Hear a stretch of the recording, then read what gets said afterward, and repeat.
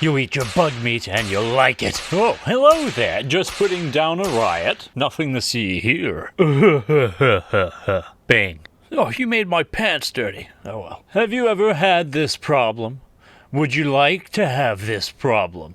If so, then grab a shovel, because in this video we're going to dig into the surprisingly deep mechanics of prisons and slaves. In base Rimworld, yes, we consider slaves to be on the same level as prisoners around here. Wait, who gave them weapons? So you're newly arrived on the Rim and your crops are growing. You've stored away your starting supplies and your beds are made. And your pawns have their starting weapons. Everything's ready to go, right? Wrong! You need a prison. Randy won't leave you alone forever. And the Rim is a dangerous place. Add to that, not every humanoid threat you face will wind up permanently demonetized from life. And you'll need somewhere to process and store the inevitable survivors while you decide what to do with them. Oh, but any hole in the ground will do. I hear you typing away in the comments, but oh, how wrong you are. Prisons are a mechanic where a little prep work now can save you days of in-game effort later, if not save the lives of your pawns and fast-track the recruitment of new pawns if that's what tickles you. Which it should, since happy prisoners make for quick recruits that can start working for the colony. Some very basics first. What is a prison to the game? A prison is any fully enclosed space with a spot to sleep in it set to accept a prisoner. Walls, doors, vents, AC units, and even nutrient paste dispensers, electric crematoriums, or a geothermal generator. If a pawn can't walk or climb over it, it can be part of a prison barrier. Don't include a geothermal generator as part of your prison. Your chinchilla and my writers will judge you. I would never judge you. I love you too much. I'd like to take a moment here to plug our Patreon doing a rough patch for us. At current time, more than half of the people watching this video are blocking ads, and I can't stop you.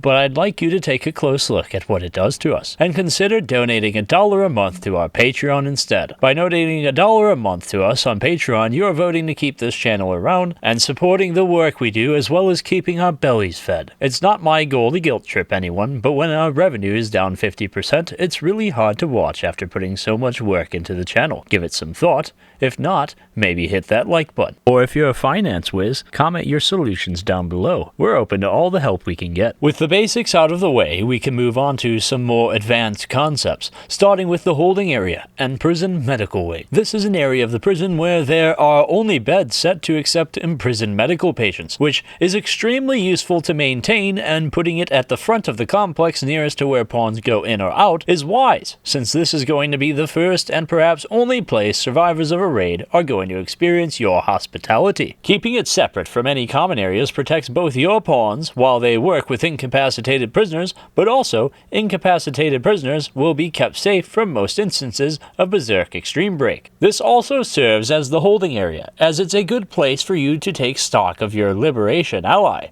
Impaired, since they'll be all in one place, and you can best check out skills, traits, and work limitation. The important stuff informing you on who to keep, who to release for diplomatic goodie points, or sacrifice to the galactic hot dog, who to enslave, and who to eat. When a prisoner is fully healed, a pawn set to wardening will pick them up automatically and move them to an empty, acceptable sleeping spot, which segues nicely into the common area. Or areas, yes, unless you're a quasi-immortal Xenophage and you're keeping prisoners long-term and legless for that sweet, sweet bone juice. It's a concession to practicality and the time of your pawns to allow your prisoners to congregate into one or more common areas. Prisoners will not normally use doors, so this is going to be where they eat and sleep while your pawns are processing them. Inside of a common area, the sleeping spots or beds, a table and chairs, and finally a statue or two along with a heater, though optional. A shelf with clothing also wouldn't go amiss. You can of course also connect a nutrient paste dispenser, but unless you're also set up a special diet plan for your prisoners, your pawns will deliver meals to the common areas. All of this will keep your prisoners prisoners happy, and thus easier to recruit and less likely to try a breakout while maximizing the recruiting attempts of your warden. The nutrient paste dispenser, meanwhile, will allow your wardens to focus solely on recruiting, since they won't need to spend time delivering meals, which injects some good old efficacy into your prison system. How many common areas you choose to connect to the holding area is up to you, with each common room requiring its own buildings to be made and taken care of, but each one will drastically increase the safety of keeping a lot of prisoners at once. Prison breaks are more likely to happen the more prisoners are together, and the breaks are always going to affect every pawn in the same room, awake or sleeping. Now, there is a semi-common tip out there, and I'm aware of it, that keeping a prisoner miserable can help ideologist conversion by possibly triggering the crisis of belief mental break, wherein a prisoner loses a flat 50% of their certainty toward their current ideologian, theoretically speeding up conversion. Unfortunately, my writer today informs me that this isn't worth it for a number of reasons. First off, there's the dice roll of something nastier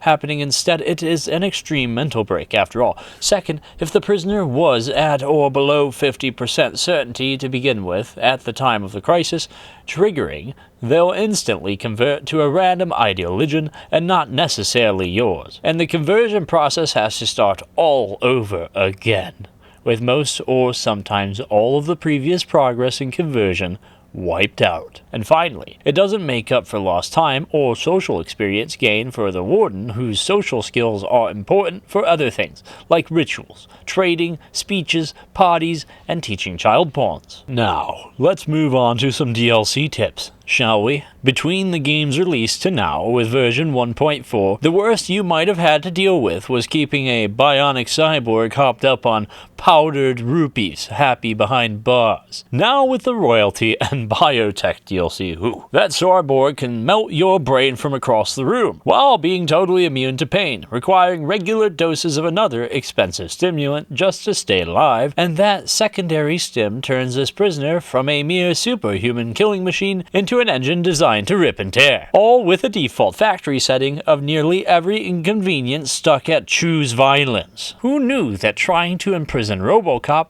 could somehow be made harder? Now, despite all that, there are definite reasons to do more than just harvest dangerous xenotypes for parts or punt. Hussars are excellent if expensive to maintain, soldiers that can turn the tide of almost any battle, shrugging off pain and plucking mechanoids off at a distance with specialized weapons. Neanderthals don't go down except to overwhelming amounts of damage, holding choke points while dealing blows that can send a mega spider's head to the moon in one hit. Wasters, with their immunity to the ill effects of psychoid derivatives and wake up, can be extremely productive laborers and crafters, because they can get away with never having to sleep while they also work harder, needing less recreation during a drug-fueled workday. While Yitkin, Edakin, or Hadkin? Oh, yes, my writer is making me try to pronounce it.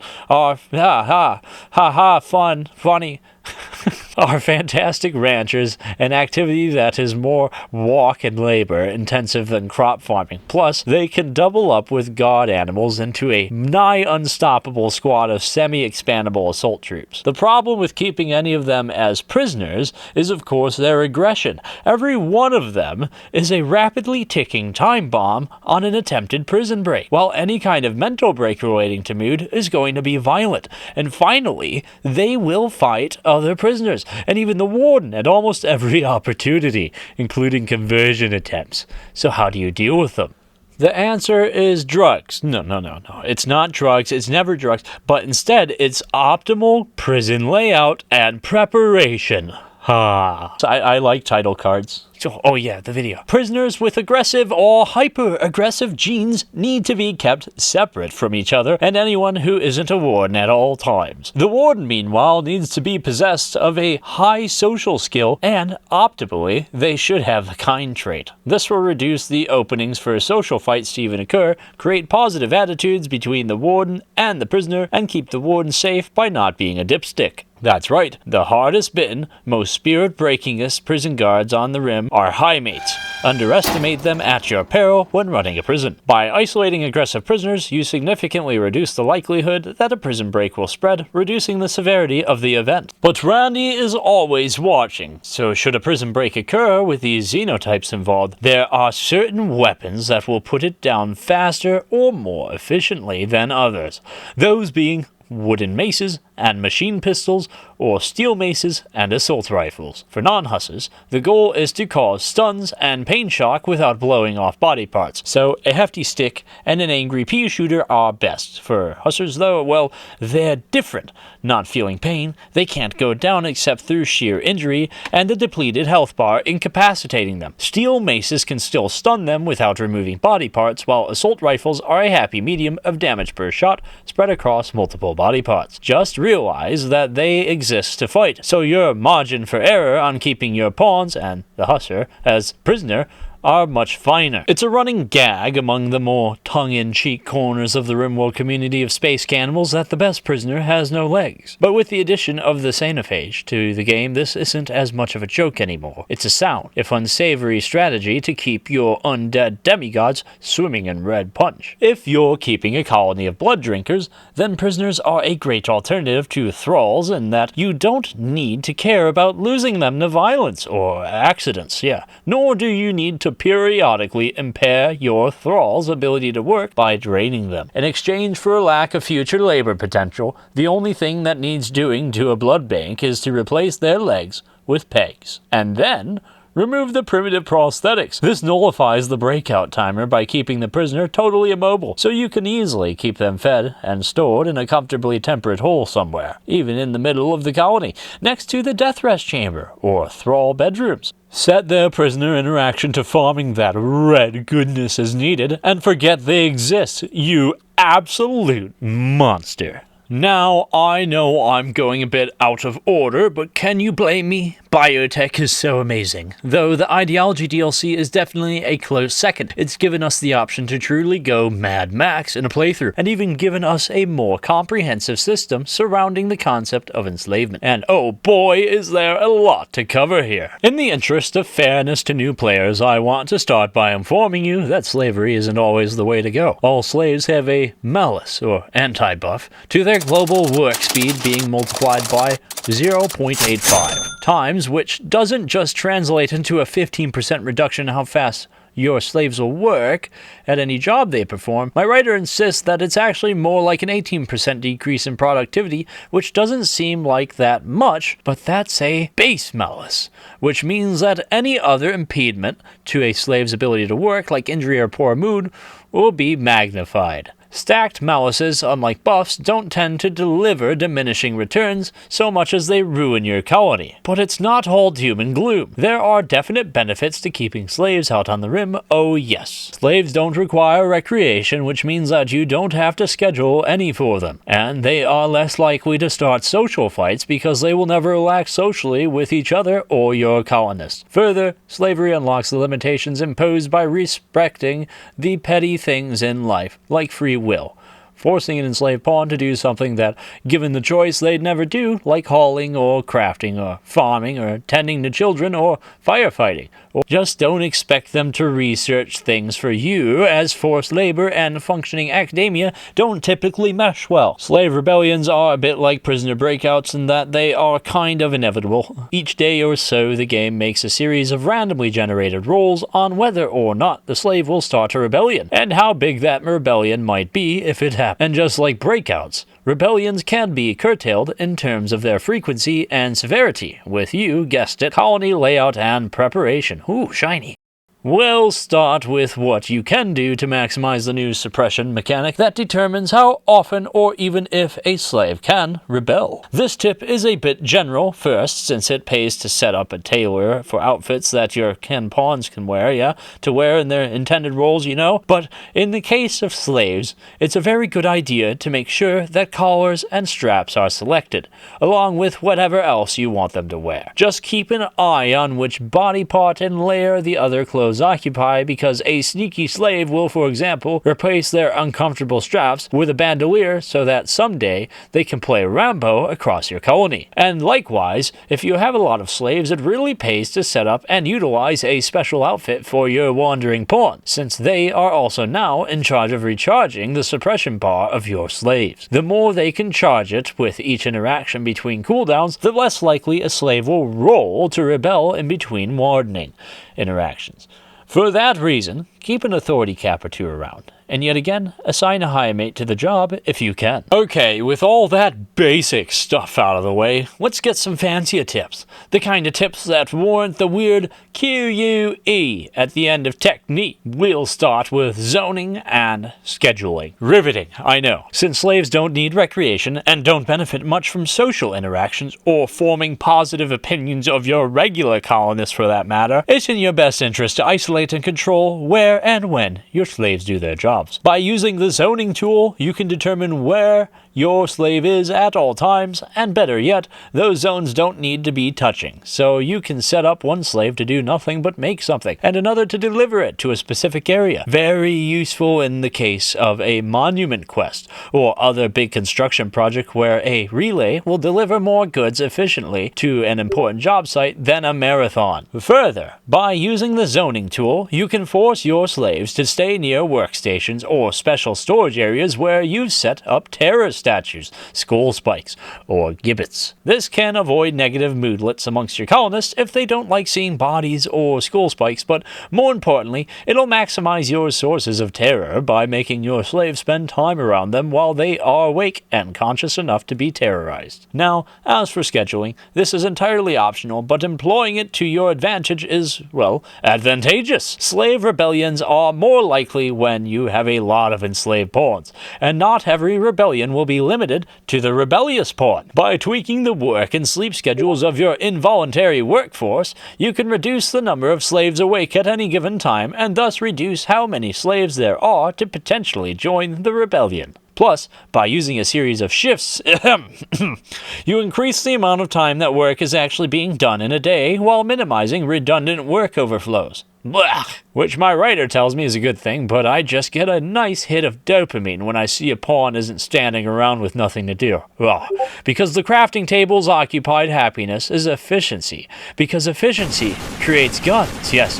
Speaking of guns, let's move on to slave soldiers, and why giving them guns is a bad idea, but what can you do? Regardless, to create an effective slave army, because who doesn't want to relive their warlord fantasies out on the rim? Your first concern is arming your janissaries. With only desperate expectations in mind, or a high tolerance for micromanaging, you would be doing best by only giving out wooden logs, EMP, or smoke weapons to your slaves. Weapons that don't benefit much, if at all, from the shooting skill, which is great since that makes the ceiling for an effective slave fighter quite low. The reason is that these weapons are either non-lethal or barely better than a fist when fighting insectoids, which is to say, not very good for a slave if they want to free themselves. These weapons don't increase suppression loss and are thus safe to carry at all times. Your second concern should be armor, since though no one will bat an eye if a slave dies, they're still a useful addition to colony labor when not fighting, and getting them has already cost time and sometimes resources, so why not protect your investment? In that vein, I strongly suggest giving your loggers shield belts, and all of your slave soldiers should be wearing flak vests and devil strand clothing, along with simple helmets or even flak helmets along with flak pants if you're going all out. Support slaves with EMP or smoke launchers would do well to lean into their role with smoke or foam packs. This will keep them and your actual soldiers safe and in cover, especially if you're fighting enemies using fire as a weapon. Shielded loggers, meanwhile, should be doing their best impressions of tribal raiders, rushing out to tie down dangerous ranged attackers in cover or occupying choke points until your actual melee fighters can deal with the raiders that have been bogged down. Remember that shield belts aren't technically apparel, but utility items, and so can't become tainted if the logger dies. So it's not like you'd be risking precious plasteel on a slave. That about covers everything you might need to know regarding prisons, prisoners, and slaves, along with what you can do with them, and why it pays off in the end when you spend a few minutes to set yourself up for success.